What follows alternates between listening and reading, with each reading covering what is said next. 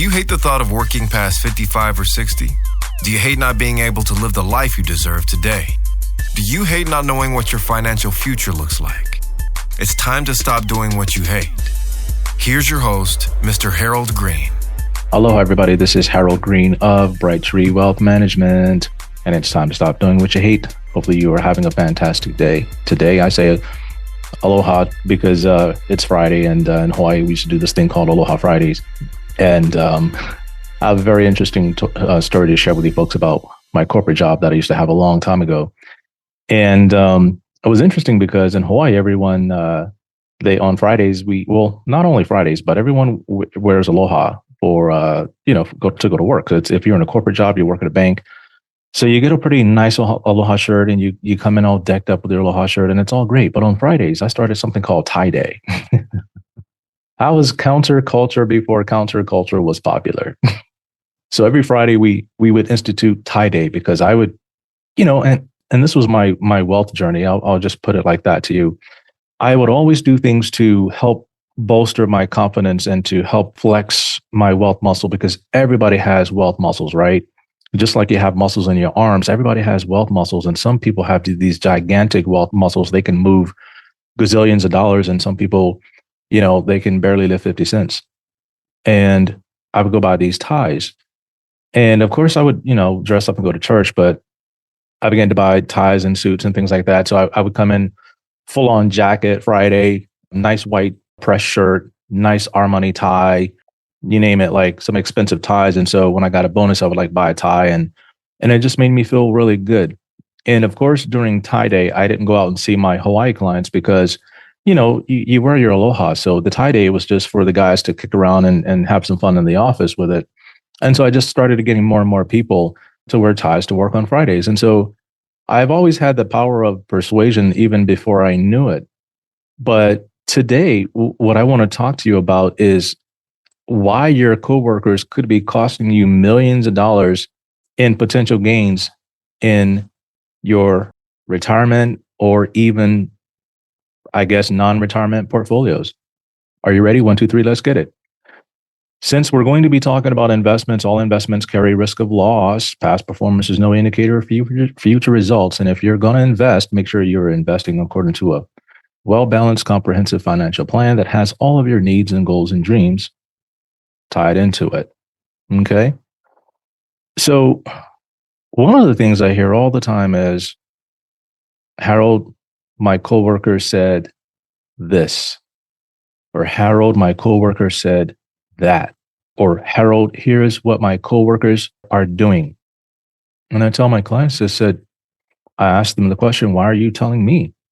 I'm managing your investments according to a plan. A lot of times your coworkers, they have no plan. They're running around like animals that are with their heads cut off, like chickens that are just, they don't know what to do. So every little thing that pops up on TV or every little rumor they hear, they're overreacting. And it's causing a lot of fear in the market. And I say, well, did you take their advice? And they'll say, yeah, Harold, sorry, but I changed my 401k to more conservative because, there's this guy at work and he's really smart and, and so on and so forth. And I said, well, if he's so smart and he's such a genius trading his portfolio, why is he still at work? Why is he still there? Silence. So I said, okay, talk to me about what you did. And my goal is not to make my clients feel bad at all. But I always say, can you give me a call before you do something like that? I know you might be scared. I know you might not be sleeping well at night, but you got to give me a call because you don't want to be like the blind leading the blind. I'm going to tell you a quick story about a client, and this happens more often than I'd like, but I'm not going to say anybody's name because this is a common thing. So I want to talk about the government TSP fund, the thrift savings plan. And if you're a federal worker, you have access to this. If you're military, you have access to this. And it's a pretty good plan. I mean, it's awesome if you're like a federal employee, but there's one more level of awesome outside of that. And so I talked to a client and the government was offering this thing where you turn 59 and a half and you could move your entire TSP outside of the government, no penalties, you're fully vested. You can just move it out and then start to have someone else manage it for you. So a couple of clients did that, but a lot of them that I knew, or people that I knew of that had these TSPs, they didn't do it.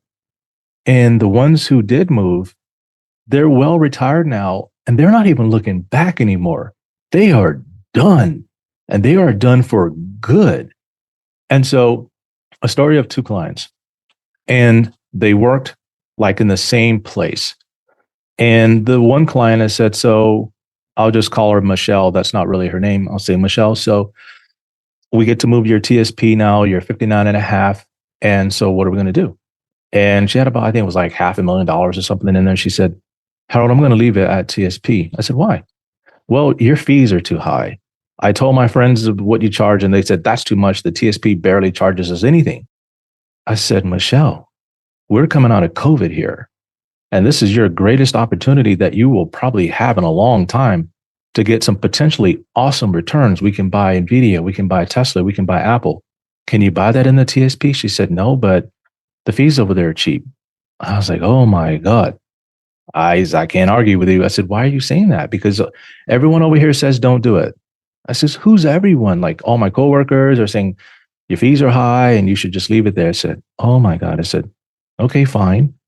I get it. And then I had another client in this similar situation, turned 59 and a half. And I call him Uncle Wayne. And then I believe Uncle Vince did it at the same time. Uncle Wayne and Uncle Vince, they worked in similar places too for the government. As soon as they turned 59 and a half, they said, Harold, here's 300, here's 400, whatever. And here's another chunk. Just move it and let's go. Let's get it. And that's what we did.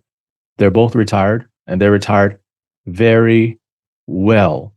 Uncle Wayne is doing very well. Uncle Vince, they're doing very well. And I hope you're listening to the show because you two highly motivate me to continue to fight for your dreams, continue to fight for your goals, continue to help continue to build your legacy. So I'm extremely excited about that. And we have driven their portfolios towards the moon. Yes, we had a little bit of a setback here with this market, but it's just given us more buying opportunities to layer in positions in their portfolios. Did they complain about the fees that I charge? No, because investing outside of the TSP was one of the smartest things they did. Now, here's the situation with another client that was convinced the opposite way by coworkers. And this person, I'll call him Bobby, they had about maybe a year to retire. And it was 2023 or 2022, somewhere around there. And I said, hey, Bobby, I need you to change your TSP to 100% C fund, large cap domestic US. Let's go, 100%. And Bobby said, okay, I'll log on and make the changes. Like 6 months later, I did a review with Bobby. Said, hey, Bobby, the market is up huge right now. Did you make those changes? Bobby was like, no. I said, Bobby, are you still in G Fund? Bobby's like, yeah, Harold, I want to retire next year. And if I lose all this money, then I have to keep working. I said, Bobby, your husband's retired. We're driving his portfolio to the moon. You don't really need your IRAs or your 401ks. We can just live off your husband's money for the rest of your life. And I know you want your own thing, and I get it. And Bobby was like, no, I didn't. I was scared. Harold said, why were you scared? Bobby's like, well, my coworkers are saying we need to put it in the G Fund because everything is crashing around us and it's just not good. And I want to stay in the G Fund. So a year after that conversation, the market had gone through the roof, and Bobby was having some problems with stress and stuff like that. And Bobby went out one time and just went on vacation. And then Bobby called me and said, Harold, I ain't going back. I just can't do this job no more. It's killing me. I ain't going back.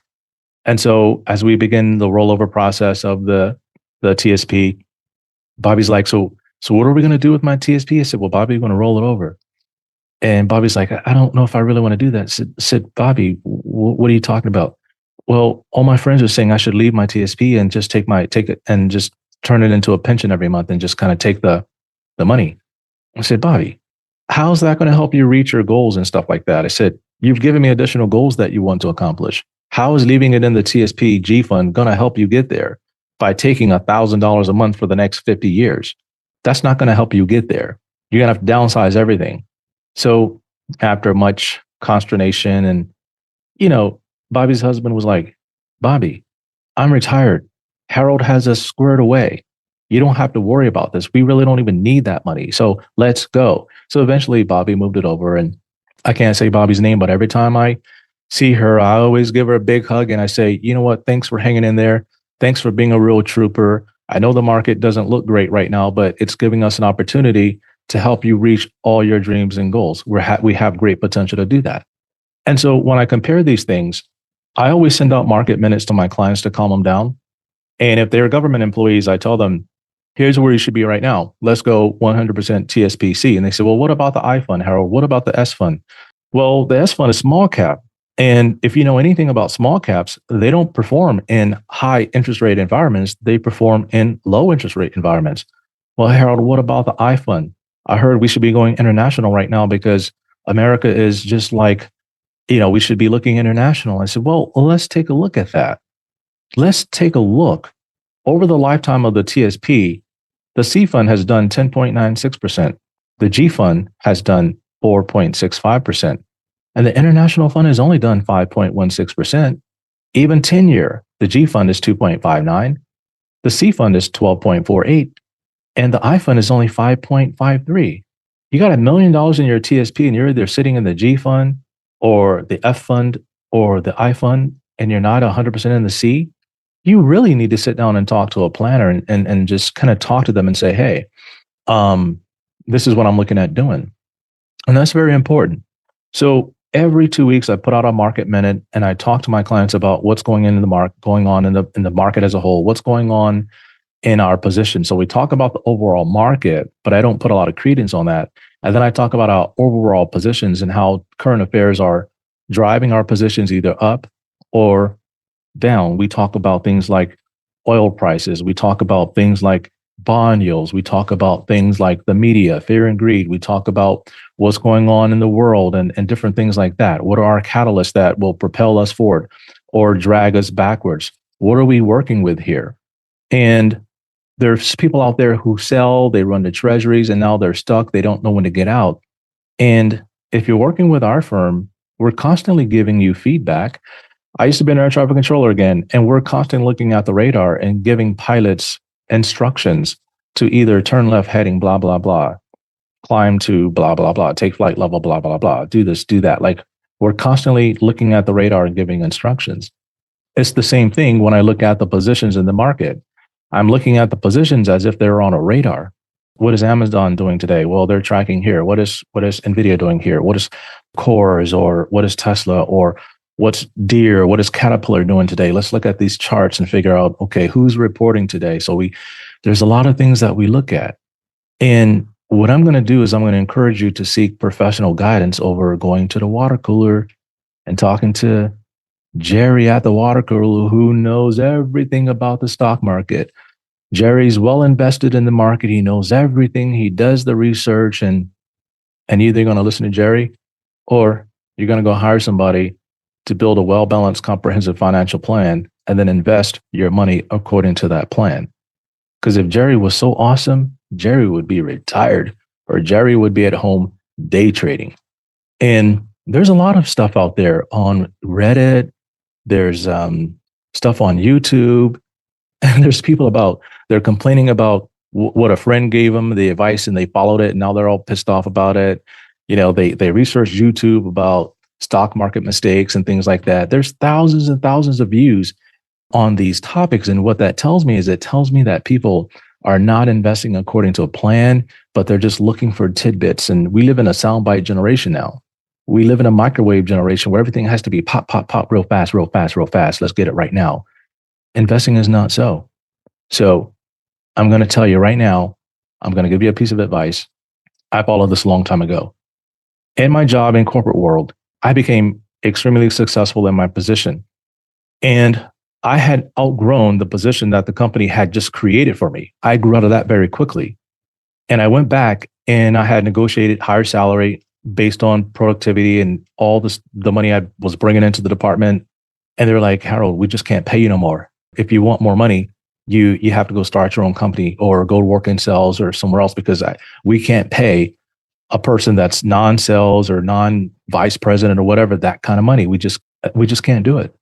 And on my rise up that ladder, I would come in on the weekends, I would work. And one of the guys said, Harold, and he was one of the vice presidents, he said, Harold, do you ever just stop to enjoy the fruits of your labors? I said, no, because the fruit ain't enough. I said, his name was Dave. I said, Dave, I can't even buy a house right now here in Hawaii. I can't even buy a house, Dave. I'm working like hell. I'm doing well, but I'm not doing as well as I need to do. So no, there is no fruit to enjoy because it ain't enough. And I kept hearing people say, Harold, you just need to slow down. You need to take it easy. You know how old I was back then? How old was I back then? I think it was 1999. And I had my second kid, and my wife had decided to quit her job and stay home. And I just had to grind. And we had a bonus structure that it was so tough in Hawaii at the time. If I didn't meet my bonuses every quarter and stack enough money to go through like the next quarter, I literally wouldn't be able to pay my rent. That's just how tight things were for us back then. So no, I did not listen to my coworkers' advice. I kept grinding. I kept working hard. I quit that company and I started my own. It failed miserably. It felt so miserable because I listened to the wrong person again. And well, not again, but I took the wrong advice. I took business partners when I should have went solo.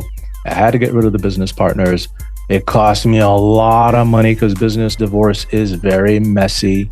And then I started my next company with $238 in a little banker's bag when they had them back then, $238. I started solo, $238, and God blessed me tremendously because I was working hard. He began to send new clients my way. We began to create new strategies. And from there, I became very successful at that. Then I built an investment firm, and we're successful at that, I believe, to the point where I'm now here talking to you. So please stop listening to the break room experts. Book a call with me today at brightfg.com for some real advice. Or you can listen to the next episode to avoid the annuity trap. So thanks for tuning in today. And until next time, everybody, 1, 2, 3, let's get it. This is the podcastfactory.com.